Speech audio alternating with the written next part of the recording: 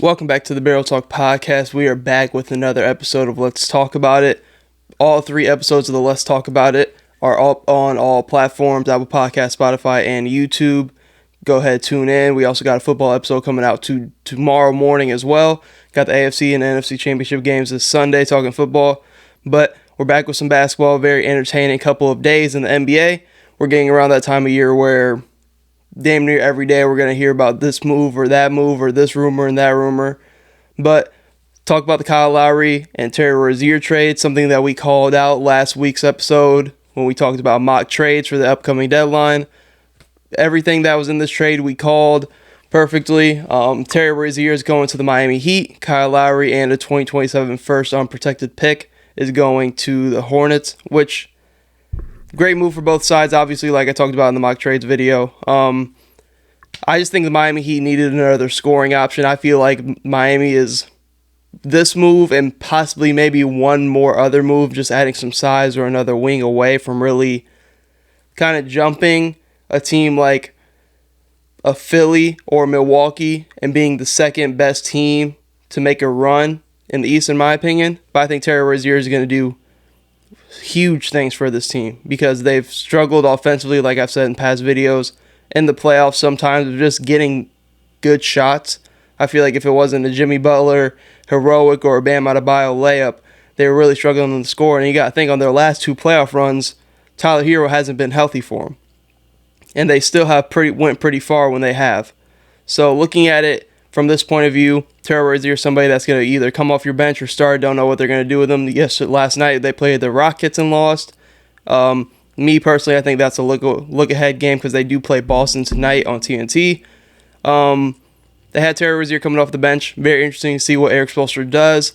But I do think the Miami Heat are still maybe one smaller move away from really being upper echelon because with the way they play, I've said they play playoff basketball all year because they know how to win ugly, tight games, and they can defend at an elite high level. But I think they need maybe one more wing or maybe just some more size behind Bam in the playoffs. I feel like that would really help them. Hopefully they address that at the deadline. If they don't, I still feel like this team is good enough to make another run to the conference finals.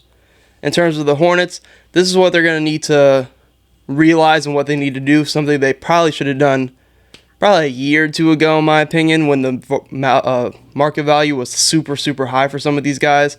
Terry Rozier still has a super high value. That kind of helped with LaMelo being injured and Terry Rozier kind of really going on this stretch of games to where he was really elite playmaking-wise, scoring-wise, especially with who's on that Hornets team. But I think that helped Terry Rozier's value, but Gordon Hayward is somebody they should have moved to go pick up a first or second or maybe a young, talented player that hasn't really had the best fit on his current situation. But Gordon Hayward's value is kind of up and down right now, and he's somebody else that I feel like could be traded next. But in terms of Kyle Lowry, they said they want to kind of try to flip him. I don't know how well that situation is going to work out for them because Kyle Lowry's contract is huge, and he's not really giving you that kind of production anymore to where, like, he's going to be a starting caliber player for you night in, night out. I think he still can be serviceable for sure, but definitely this year seems like he's taking a really big step back. But I feel like maybe a change of scenery could do wonders for him. Not saying that anything went wrong in Miami. This is just business. It's just a trade. But more so him being utilized better, if that makes sense. So where he's more involved in an offense and everything else like that. But I think he can do wonders for a team starting or coming off the bench, but they say they want to flip him. I don't think that's going to happen. I think they're going to end up buying him out. So I have a list of 5 teams right here that I think are perfect trades, buyout market spots for Kyle Lowry. And then the 7 teams with the new NBA rules of teams that can't go sign Kyle Lowry after he is bought out, if he does get bought out. Warriors, Suns, Clippers, Bucks, Celtics, Denver, and Miami are all 7 teams that cannot sign Kyle Lowry if he is bought out. So going into my list of the top kind of 4 teams that I think could really pursue and use a Kyle Lowry. Number 4, it's kind of under the radar. I'm going to go through Orlando Magic. Now, I've said multiple times on other episodes of the podcast that the Magic have a log jam at the guard spot. They need to really sort that out. But it's kind of interesting because outside of Joe Ingles, they don't really have a whole lot of playoff experience on that roster. And this is a team that is probably going to make the playoffs. I think they're good enough to be a top 6 team this year, or even bare minimum play-in. But with what they have at that guard spot, it's like adding a Kyle Lowry just out of the buyout market alone could be beneficial to you. On and off the court for Kyle Lowry, he's a leader. He's a championship caliber player. He knows how to win for a young team that can do a lot more off-court wise and just mentality-wise compared to just him and his play on the court, which I think he can still be serviceable for this team, especially a young team that knows how to guard, that can get up and down, that has 2 options offensively that are already your 1 and 2. Kyle Lowry can fit perfectly next to Franz and Paolo, but he can kind of give them just another vet that knows how to win alongside Joe Ingles. I think that can go a long way for them. And then another reason why I think this is a great fit, because you already have Cole Anthony kind of has your spark plug off the bench, which I think that is great. I think that's a perfect role for him. But in terms of who they already have starting, you have a Markelle Fultz, right? But Markelle Fultz, we've seen him be injury prone. We've seen him miss tons of games before. So I think having kind of Kyle Lowry there can really help you and ease your mind if you have Markelle Fultz out for a month or two, because we've seen how injury prone Markelle Fultz can be. And I think this is just going to be a good fit for a young team, super under the radar, something that can mean a lot more, like I said, kind of in the mentality and off-court stuff in terms of having a vet like him in the locker room and also him on the court as well. Next team, Minnesota Timberwolves. This is something that is more so just bulking up their roster to try to make a deep playoff run, because outside of really Mike Conley, they don't really have any playmakers coming off that bench for them. And I think he could be a perfect buy low candidate for them, because they could probably get him for cheap out of that buyout market. And I think he's a great fit with what they already have in Anthony Edwards, Cat, Rudy, somebody that can work the pick and roll with Rudy, somebody who is a pit bull on defense. And I think he could just fits what Minnesota wants to do right now, and he gives them a veteran piece off that bench, somebody that knows how to win. Because this team really has had spurts where they kind of know how to win, but they don't at the same time. We've seen them in the playoffs kind of collapse, because I think they should have won that series against Memphis a couple years ago, because they were up handedly in most of those games. But next team, obviously, Los Angeles Lakers. They're going to be on every person's buyout market list. They're going to be over on Twitter as soon as this person gets bought out. Oh, the Lakers should go get him. The Lakers need him. You know how it is. Lakers, it just makes sense. It makes sense that he's a vet, perfect piece that fits next to Brown and AD. That's really all I got to say. That's all it is. Lakers, this is a prime spot for the Lakers to go get Kyle Lowry when they wanted him a couple years ago. Get him now for the low, especially when they're already in talks about moving D'Angelo Russell. Whoever they trade for, they can still bring in Kyle Lowry and still be just fine, because their bench unit is lackluster. Kyle Lowry could definitely help with that bench and damn near start for this team right now. And then the top team, New York Knicks. Now, this kind of comes with an asterisk, because in the mock trades, I had them trading for Malcolm Brogdon. And I think that's a perfect fit, because you need somebody who can create their own outside of Jalen Brunson and Julius Randle. I think if they add that third kind of shot creator, they can go a long way for this team. But looking at Kyle Lowry and how beneficial that can be, he kind of goes from a Miami culture built around defense to kind of a New York Knicks culture built around defense as well. I think it's a perfect fit next to Tibbs, and I think he can kind of be that bench guard, because after the Emmanuel Quickly trade and RJ Barrett, they're losing so much off that bench just in Emmanuel Quickly alone. Obviously, Miles McBride is that person up, but I think Kyle Lowry is the perfect person to slot into that rotation next to Miles McBride, so Miles McBride can go out there and look to score more and have Kyle Lowry worry about getting everybody else involved off the bench. And I think he's just a perfect fit next to Brunson and Randle. Yes, he's a smaller guard, so they used to play Emmanuel Quickly with Jalen Brunson. I think you can kind of do that with Kyle Lowry and Jalen Brunson, because Kyle Lowry isn't a negative defender at all. So I think this is a great fit in terms of teams that actually need him, that are contending. And I think New York Knicks adding him, it really depends on what their next move is, because I don't think you make the OG move without having another move in your back pocket, and they still have so much draft capital. You have an Evan Fournier contract, you have a Quentin Grimes. So it really depends on what their next move is, but even if it is to go get like a Malcolm Brogdon or another lead guard or another wing, I think still Kyle Lowry is a great pickup. He's just a phenomenal pickup. Going on to Monday night, where the NBA world was on fire. Joel Embiid had 70 and 18. Cat had 62 and 8. Jason Tatum and Kevin Durant also had 40. Kevin Durant had a game winner against the Bulls. Crazy, right? But this mainly got me thinking about a conversation that you see a lot in terms of, did Wilt Chamberlain score 100 points, right? Depending on who you're talking to, he did or didn't or whatever. I still just find it hard to believe there's just no footage of it whatsoever, right? But looking at this, we have two different ways of scoring high caliber points in these games. Joel Embiid only had two threes, only made one. He had 23 free throws, made 21. He was 24 for 41 from the field.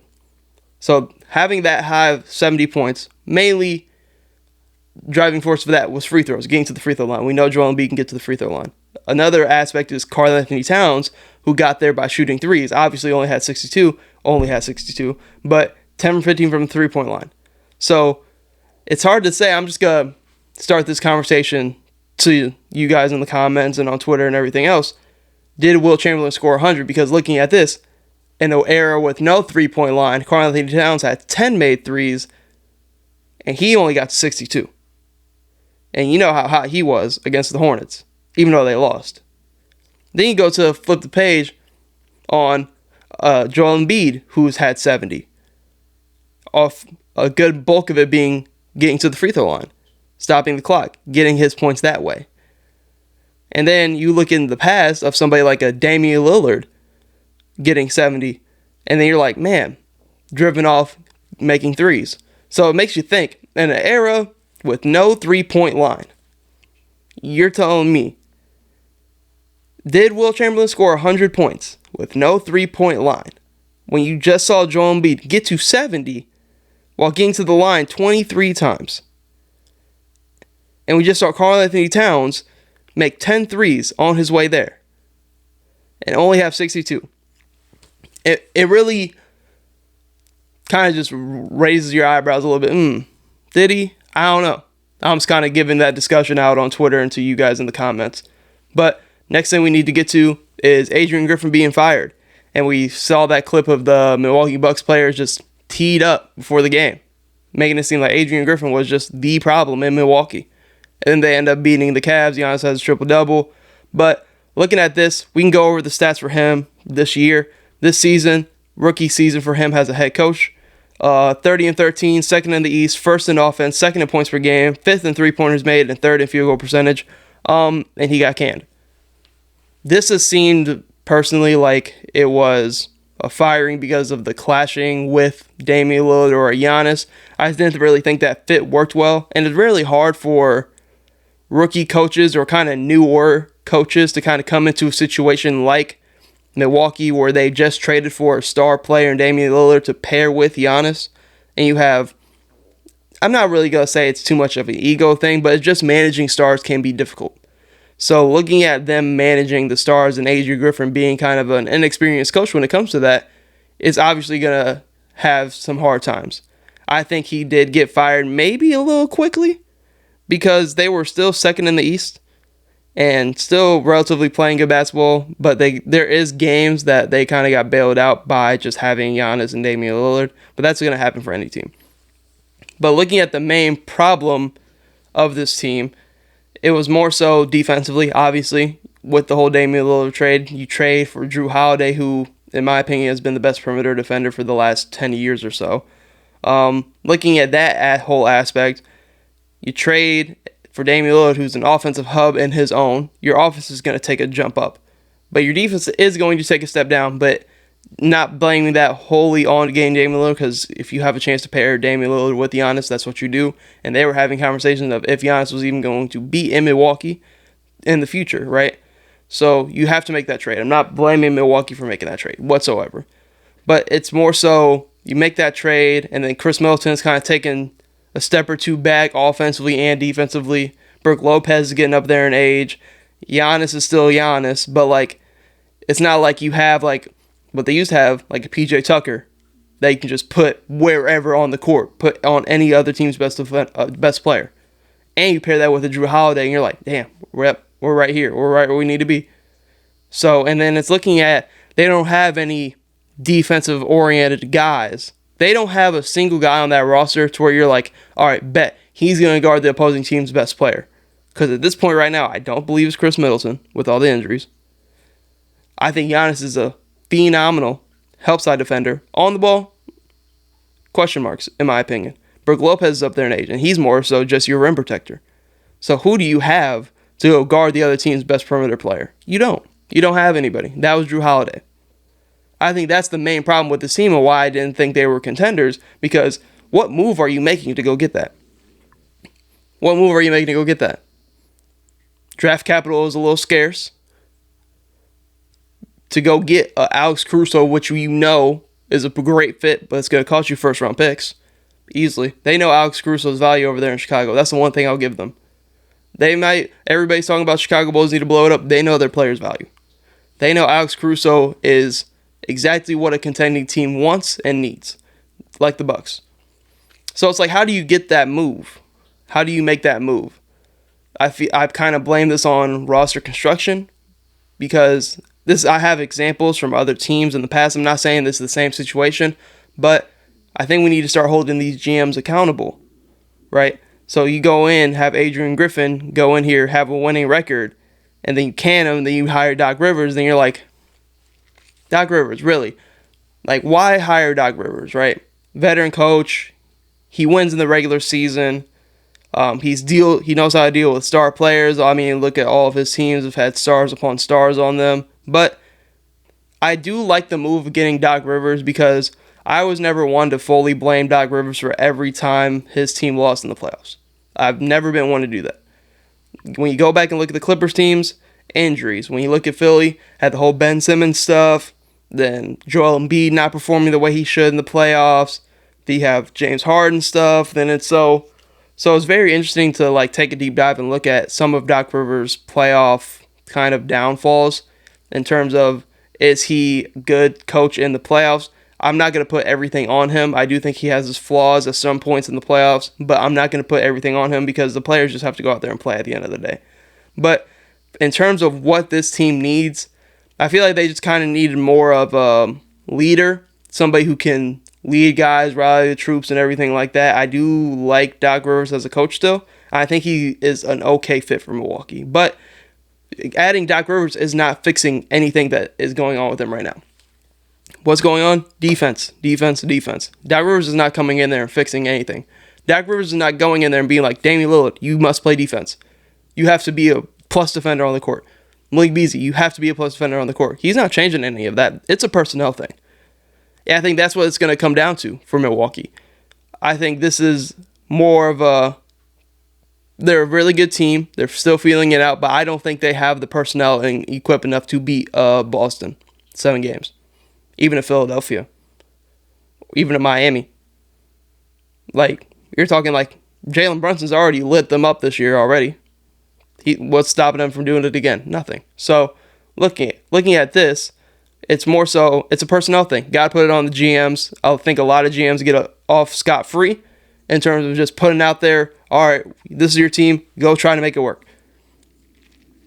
This is kind of going to bring me wrap around full circle to having talked about Frank Vogel, somebody head coach of the Phoenix Suns, somebody who was out the league for a hot second, but back in 2020, won the bubble, won the chip. 2021 season, both those teams that made the finals played terribly that next year, injury-riddled teams. I think Bron and AD. Bron only played like 56 games, AD played 40. Significant time off after winning the bubble chip, right? And then they still make the playoffs. You lose to the Phoenix Suns, who eventually went to the finals in the first round. And then you make the move to go get Russell Westbrook, right? Giving up everything that worked for you. When you look at what the Lakers need right now, man, we could really use a 3-and-D guard that can really defend. KCP. Wonder why. He was in the trade package. We could really use an athletic wing that can start, come off the bench, do a little bit of everything. Damn, Kyle Kuzma traded him. And then the pick that they traded was the 22nd pick that turned into Isaiah Jackson that got flipped to the Pacers. But Who else did they lose out of this? Not in the trade, but they didn't bring back Alex Caruso. Alex Caruso might be the most valuable asset at the trade deadline for how much money he's making. He is a all-world elite level defender who can shoot the three ball. That is what every team wants. Lakers gave him up. Denver signed him in free agency, right? So those are 3 players, and they lost Montrezl Harrell during the deal. 4 players. Mainly 3 that were in their rotation that they lost in the offseason. To bring in a guy like Russell Westbrook, which coming in we already knew was a questionable fit. They got Russell Westbrook so they could have somebody carry them to wins when Bron and AD didn't play. That's all this was. They thought that was going to happen. And then they kind of gave this construction of a team to Frank Vogel and said, figure it out.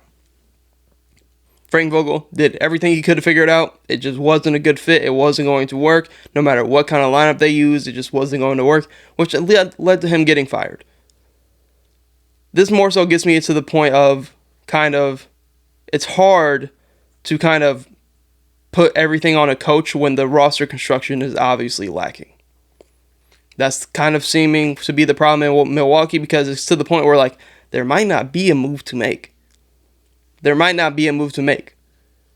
Unless they want to get crazy and trade Chris Middleton, which I don't think they're going to do that. But there isn't really a move to make to really help your roster out and help your roster improve and help those flaws that you definitely have.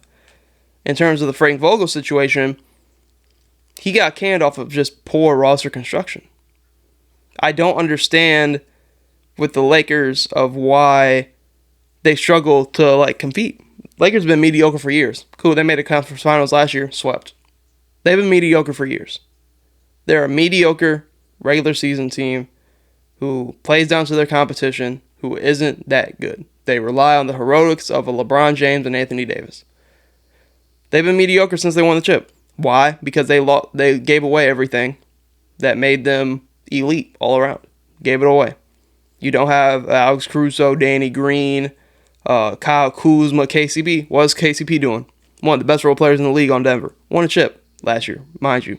He is the person that they look to guard opposing teams' best players. Alex Caruso, like I said, probably the most valuable trade asset for how much money he's making and what his impact is on the court. This trade deadline. Don't have him. Kyle Kuzma, hooping in Washington. They can be bad. He still can hoop. Kyle Kuzma just got paid. Say what you want about Kyle Kuzma, just got paid. And they lost it all. That's why they're mediocre. And then you have a guy like Nilo, who's hooping. They're going to end up trading him. You pay Austin Reeves. He's been kind of lackluster this year. So it's interesting to see how everything works. But at the point in time, they blame Frank Vogel for not getting Westbrook more involved. And then it's a revolving door. This year, D'Lo ain't working out. Darvin Ham's probably going to get canned because he can't figure it out. That's why all these different lineup changes and because he's panicking because he knows he's about to possibly get canned and lose his job for another coach that's going to get a year and a half to go get the Lakers another championship and fail unless some miraculous shit happens. But it's kind of interesting. I feel like head coaches get scapegoated way too much, and even they blamed Frank Vogel, got him up out of there, and then they went to Westbrook because it still wasn't working, got him up out of there too. So it's very interesting to see how head coaches are kind of being scapegoated, which I'm not going to say every head coach isn't to blame. But I think sometimes you got to look at a GM and be like, what did he have to work with here? What did he have to work with here, right? So it's very interesting to see what they have and what they're working with right now. And kind of going on to Coach Bud, who I'm using for this example as well. We kind of talked about this on the football podcast about a week or two ago when we talked about Bill Belichick going to all these different teams and what are the best fits. It's interesting because looking at it in the realm of Coach Bud, if he didn't win the chip, he was kind of already on the way to being canned as is, but they broke through, won the chip, and then he had the job, and they kind of underperformed. They lost to the Miami Heat the next year, and I think he got fired that very next day. It might have been the same day. Very next day at minimum. But he gets fired. He gets canned. We kind of knew that writing on the wall. But it's like, if you're going to fire Coach Bud, have an idea of a coach that would suit this team. I don't think Adrian Griffin was ever the correct answer for them. But they fired Coach Bud acting like they were going to swap him with Doc Rivers. And I think those two coaches are very comparable. But it's not like they went out and signed some coach that was like, all right, we're going to get him and it's going to be a whole culture change and he's going to come in and like, but they didn't.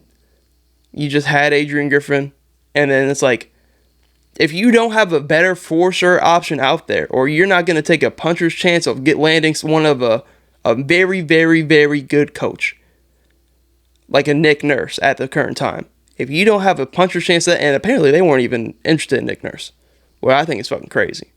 But looking at it from this point of view, unless you have an idea or mindset of exactly somebody you want, you're probably just better off staying with your head coach.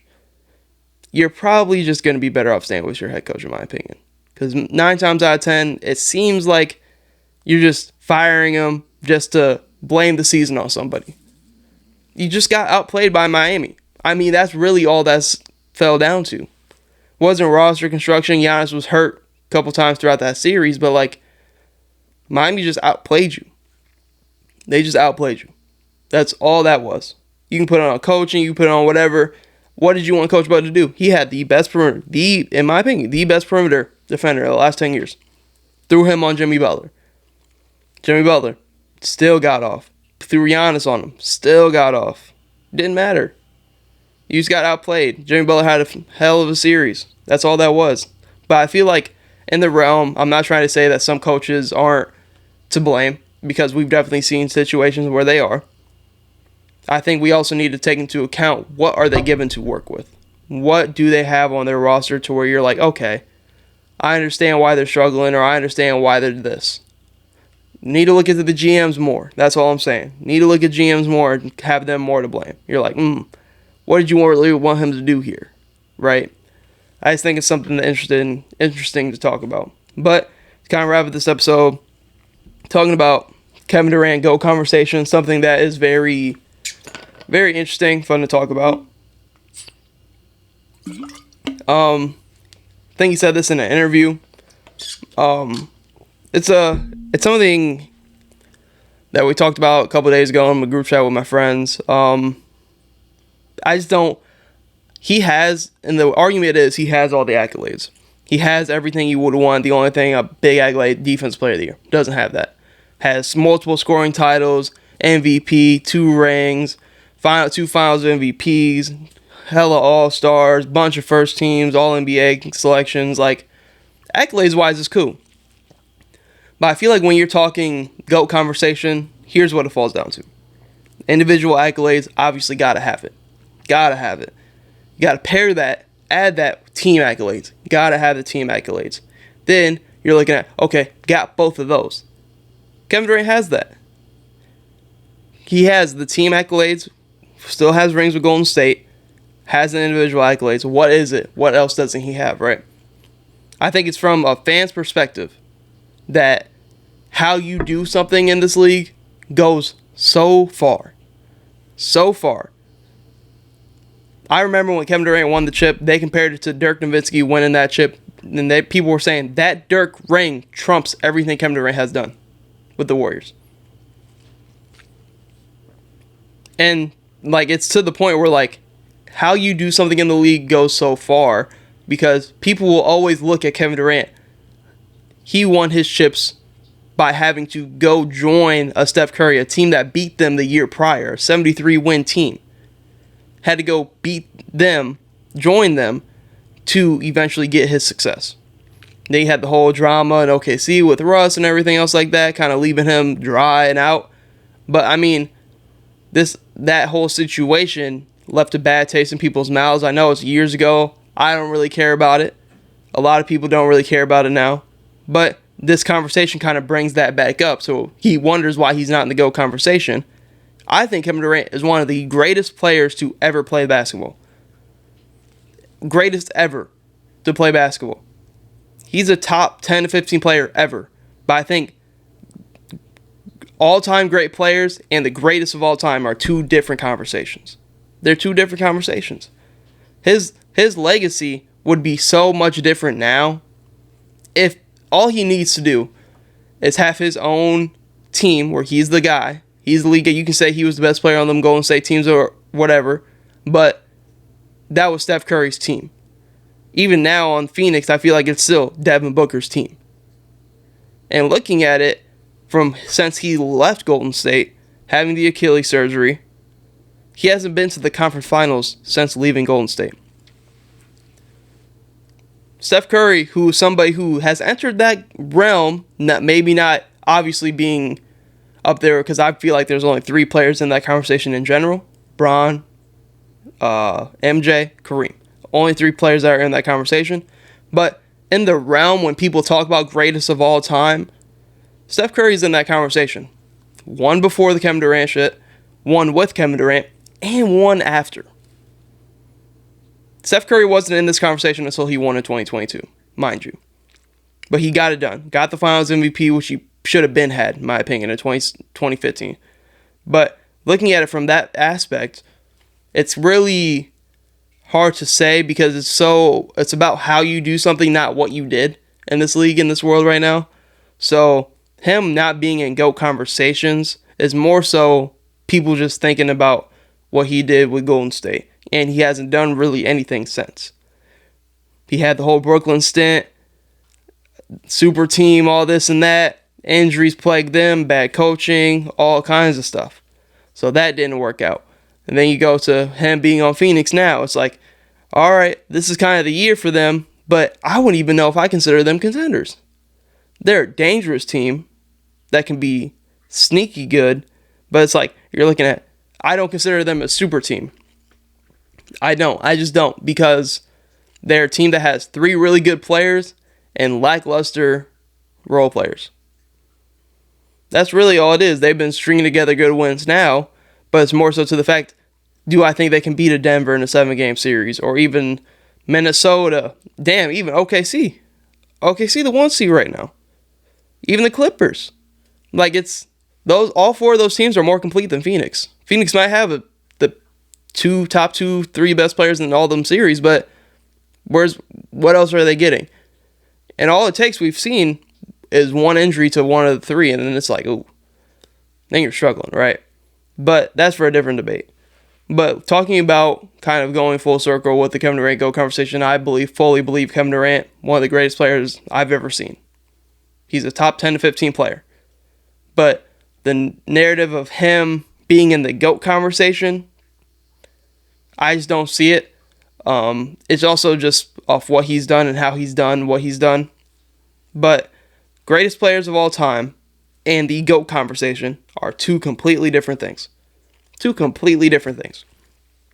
Now, if Kevin Durant were to go out and get another chip on his own, Finals MVP, all that, but maybe it'll be different. But I feel like still people are going to talk all about, oh, you went to Golden State, blah, blah, blah. I think that's always just going to be the narrative. Because it happened. It is what it is. That's all it is. It happened. I think, like I said, Kevin Durant, one of the greatest players I've ever seen. That GOAT conversation, 2 different conversations. We know how great Steph Curry is. Steph Curry is barely in that GOAT conversation. He's just in the realm. He's not even really in the conversation, in my opinion. There's only 2 to 3 people in that conversation, depending on who you're talking to.